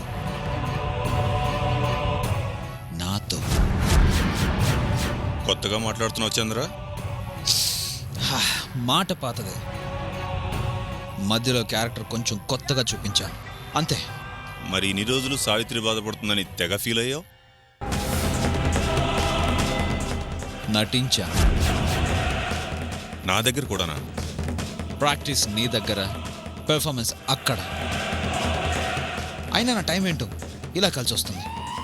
అట్ ఎ టైం గ్రహాలన్నీ నాకు ఫేవర్ అయిపోయాయి. మనుషుల్ని నమ్మడం మానేసి గ్రహాలను నమ్ముతున్నావా చంద్ర? నమ్మాలి, తప్పదు. లేకపోతే ఇన్ని ఫేవర్సా? చావు దాకా వెళ్తే సావిత్రి కోసం నువ్వు బతకరా అని దేవుడు ఫేవర్ చేశాడు. జైల్లో ఉండి ఏం చేస్తావు, బయటికి వెళ్ళి సావిత్రితో ఎంజాయ్ చేయని చట్టం ఫేవర్ చేసింది. అలా వదిలేరో లేదో ఎక్కడా వెతకాల్సిన పని లేదు, అదిగో నీ సావిత్రి అని టైం ఫేవర్ చేసింది. మా మధ్య అడ్డం ఎందుకని సత్యగాడిని లోపలేసి న్యాయం ఫేవర్ చేసింది. ఇలా గ్రహాలని ఒక్కసారిగా అభిమానంతో ఉక్కిరి బిక్కిరి చేస్తున్నాయి. ఇదే మంచి టైం మంచిగా సావిత్రికి దగ్గర అవడానికి. సో ఇప్పుడు నా వైఫ్ దగ్గరికి వెళ్ళే టైం అయింది. వైఫా? నా పెళ్ళం కావాల్సింది వాడి పెళ్ళం అయింది. అందుకే నా పెళ్ళాన్ని నేను తిరిగి తీసుకుంటున్నాను. చంద్ర, నీకు ఆ సావిత్రి పిచ్చి ఎక్కువైపోయింది. పిచ్చే పిచ్చే. అతి దగ్గరగా ఉన్నప్పుడు దాన్ని తాకిన గాలి నా ముక్కు పుట్టల్ని తాకినప్పుడు దాన్ని నలిపేయాలన్నంత పిచ్చి. అదంటే నాకెంత పిచ్చో ఇప్పటిదాకా నువ్వు చూడలేదు. ఇక్కడి నుంచి చూద్దు కానీ. I love you, Savitri. I love you. Love you.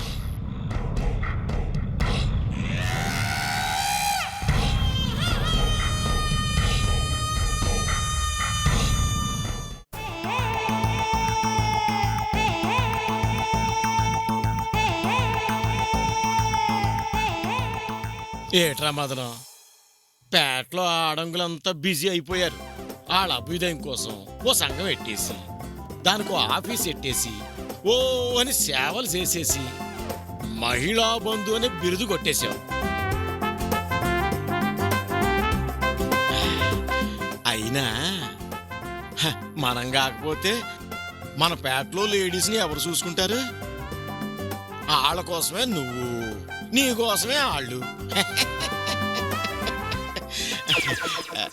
అవును రే,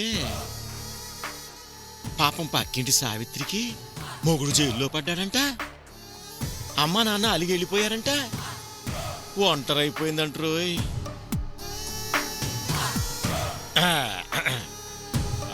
మహిళా బంధువుగా ఇప్పుడు సావిత్రిని చూసుకోవాల్సిన బాధ్యత నీదేరోయ్.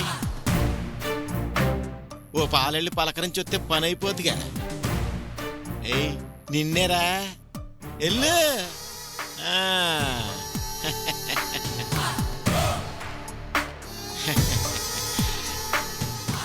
సావిత్రా,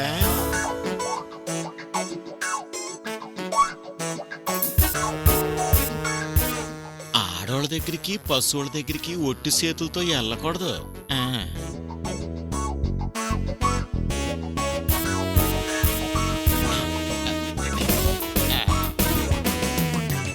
సావిత్రి, అరే రే రే రే, ఏటమ్మా ఇది?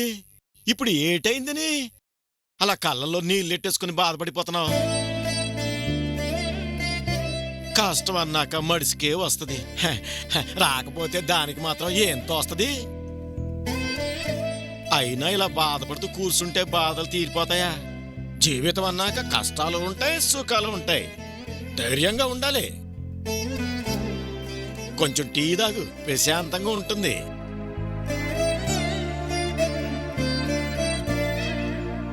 తీసుకో సావిత్రి. ఇరుగు పొరుగు అన్నాక ఈ మాత్రం ఇచ్చి పుచ్చుకోవటాలు ఉండాలి కదా. తీసుకో.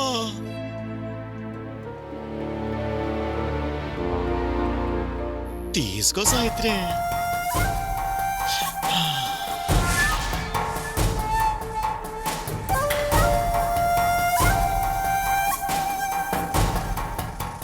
తాగమ్మా, తాగు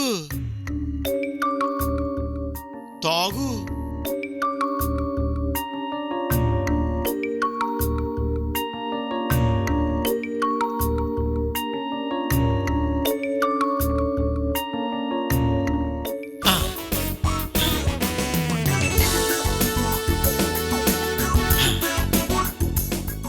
ఏటి ఉదయం నుంచి పొయ్యి వెలిగించినట్లేదు?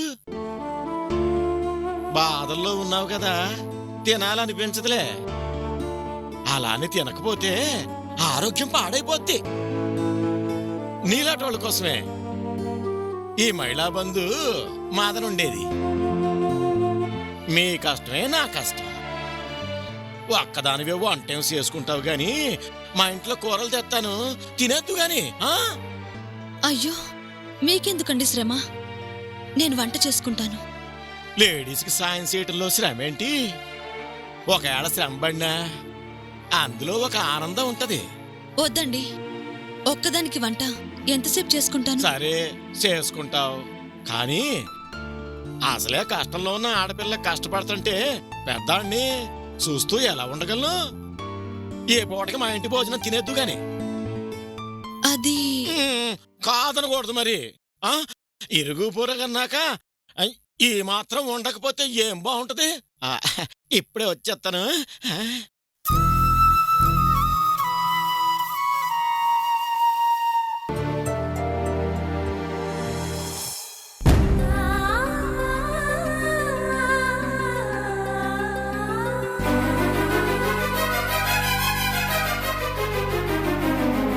ఏంటండి, రాకూడని వ్యక్తి వచ్చినట్టు అలా చూస్తున్నారు? ఇక్కడికెందుకు వచ్చావు సావిత్రి? రాకుండా మిమ్మల్ని చూడకుండా ఎలా ఉండగలనండి?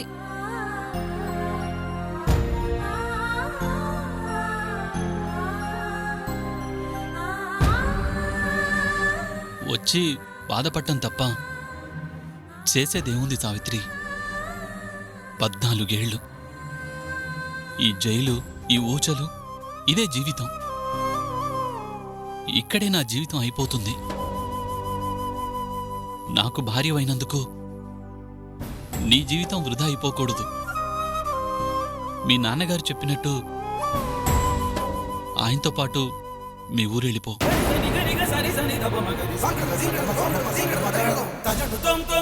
మరొక మంచి మనిషిని పెళ్లి చేసుకుని నువ్వైనా హాయిగా ఉండు.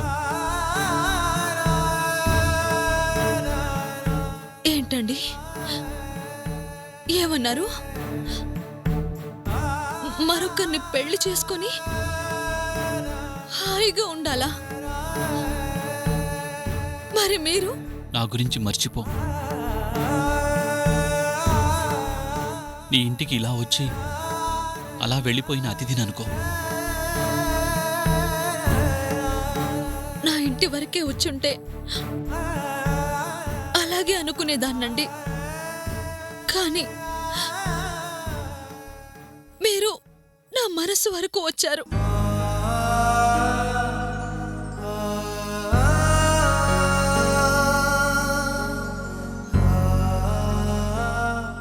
ఇంటికొచ్చి వెళ్ళొచ్చు, కానీ మనసు వరకు వచ్చాక పోవడం ఉండదు. పోవాల్సింది ప్రాణమే.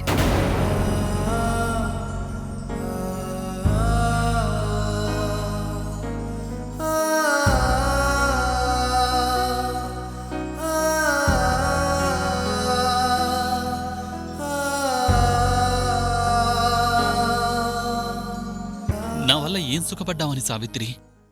ఇంత ప్రేమ? మీ నాన్నగారి మాట విను, మరొకరిని పెళ్లి చేసుకో. ఆ రోజు ఇష్టం లేకపోయినా ఇవ్వాలనుకున్న విడాకులు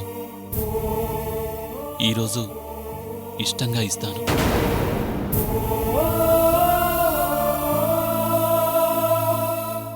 మిమ్మల్ని వదిలేసి వెళ్తానని ఎలా అనుకున్నారండి? అయినా ఇంకొకరితో పెళ్లి చేసే హక్కు మా నాన్నకెక్కడుంది? దానం ఇవ్వటం వరకే, తిరిగి తీసుకోవడానికి ఉండదు.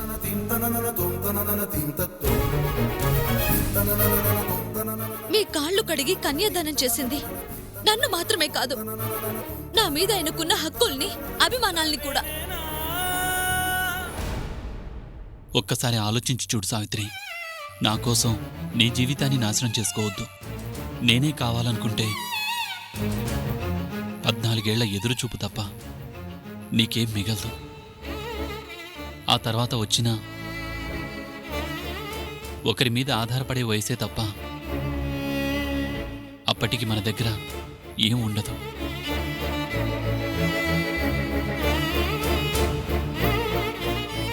అందుకే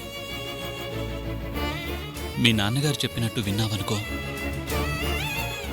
నీకో మంచి జీవితం మొదలవుతుంది. ఇదేనా నన్ను మీరు అర్థం చేసుకుంది? మంచి జీవితం, చెడు జీవితం అని 2 జీవితాలుండవండి. జీవితం ఒక్కటే. అది మంచిగా చెడ్డగా మారటానికి కారణాలు 2 ఉంటాయి. ఒకటి ఇష్టంతో బతకడం, మరొకటి ఇష్టం లేకుండా బతకడం.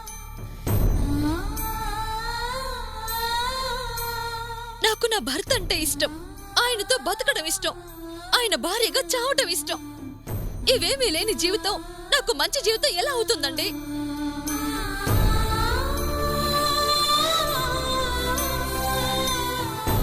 మీతో 7 అడుగులు నడిచేటప్పుడు మీ మీద అభిమానం లేదు. మీ వేలు పట్టుకుని అగ్నిహోత్రం చుట్టూ తిరిగేటప్పుడు మీ మీద ప్రేమ లేదు. కానీ ఈరోజు మిమ్మల్ని వదిలి బతికే ధైర్యం లేదు. చావైనా బతుకైనా అది మీతోనే. మిమ్మల్ని ఒంటరిగా వదిలేసి వెళ్తానని ఎలా అనుకున్నారండి?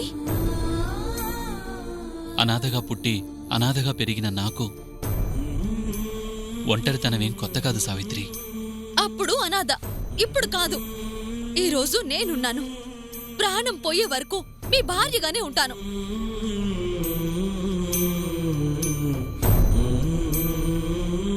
ఇంకెప్పుడు వెళ్ళిపోనకండి. అంతకన్నా చచ్చిపోనండి. సంతోషంగా చచ్చిపోతాను.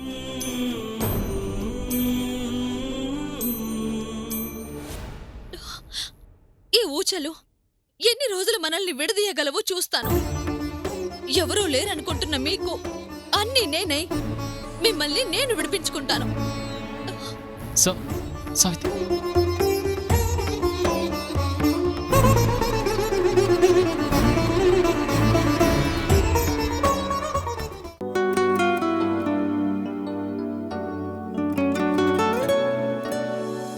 అమ్మా సావిత్రి, నువ్వా? కూర్చో.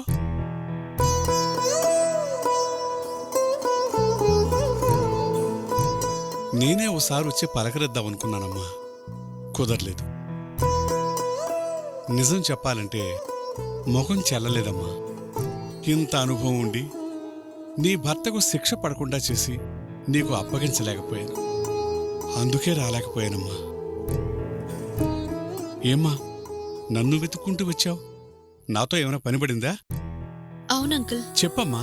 ఆయనకి శిక్ష పడిందని మౌనంగా చూస్తూ ఉండటమేనా? పైకోర్టుకు వెళ్ళి ఆయన్ని విడిపించుకునే అవకాశం లేదా? ఎలా పెడతావమ్మా? నేనే హత్య చేశారని సత్యే ఒప్పుకున్నాడు. ఇప్పుడు మనం ఏ కోర్టుకి వెళ్ళినా చేయగలిగేది ఏమీ ఉండదమ్మా. లేదంకుల్, ఆయన ఈ హత్య చేయలేదు. అన్యాయంగా ఈ కేసులో ఇరుక్కున్నారు. ఆయన గురించి మీకు తెలుసు కదా. తెలుసమ్మా, కానీ హత్య చేశారని ఒప్పుకొని వాదించడానికి కూడా అవకాశం లేకుండా చేశాడు. మీ అనుభవంలో ఎన్నో కేసులు చూసుంటారు. ఆలోచించండి అంకుల్. ఆయన్ని ఎలాగైనా బయటకు తీసుకొచ్చి దారి చూడండి. అలాంటి అవకాశం ఉంటే నేనెందుకు వదిలిపెడతానమ్మా? జడ్జి గారి ముందు నేరం ఒప్పుకున్న తర్వాత ఇక ఎవ్వరూ చేయగలిగింది ఏమీ ఉండదు. అంటే చెయ్యని తప్పుకి ఆయన 14 ఏళ్లలా జైల్లో మగ్గిపోవాల్సిందేనా? నేనిలా ఆయన కోసం ఎదురు చూస్తూ ఉండిపోవాల్సిందేనా? శిక్ష పడిపోయాక తప్పదు. అయినా బయటపడాలంటే ఒకే ఒక్క దారి ఉంది. ఏంటది? సత్య హత్య చేయలేదంటే ఇంకెవరో చేశారనేగా అర్థం. వాళ్ళెవరో తెలుసుకొని వాళ్లే చేశారని పూర్తి ఆధారాలు సంపాదించగలిగితే కేసు రిఓపెన్ చేయించొచ్చు. చాలంకుల్, ఈ దారి చాలు. నా భర్తని నిర్దోషిగా విడిపించుకుంటాను. కానీ ఆ దారి చాలా కష్టమైందమ్మా. ఆడపిల్లవి, ఒంటరిగా నువ్వేం చేయగలవు? హంతకులతో పోరాడగలవా? గదిలో కూర్చొని బాధపడటం కన్నా పోరాడి నా భర్తని విడిపించుకోవడం మంచిది కదంకుల్. కానీ రెండో దారి లేనప్పుడు కష్టమైన ఉన్న దారిలోనే వెళతాం. నా భర్త మీద నాకున్న ఇష్టం నాకేది కష్టంగా అనిపించనివ్వదు.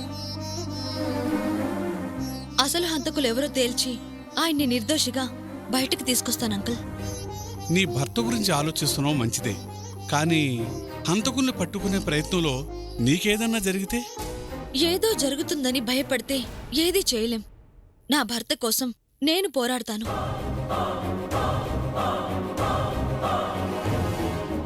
ఆయనకి దూరంగా బతికే ఈ బతికేందుకు అంకుల్? పోరాడి గెలిచి భార్యగా ఆయనతో సంతోషంగా ఉంటాను. ఓడిన పుణ్యస్త్రీగా వెళ్ళిపోతాను.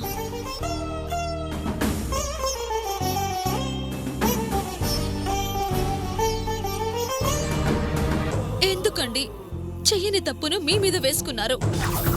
నేను తప్పు చేయకపోవడం ఏంటి సావిత్రి? ఇంకా నన్ను నమ్మించాలని చూడకండి. ఊర్మిళను మీరు చంపలేదని నాకు తెలుసు. ఎప్పుడో వచ్చేవాడి గురించి నీ యవ్వనాన్ని ఎందుకు వేస్ట్ చేసుకుంటావు? ఇంత అందాన్ని నువ్వు ఇలా వేస్ట్ చేసే కంటే నాలాంటి వాడితో అడ్జస్ట్ అయ్యావనుకో,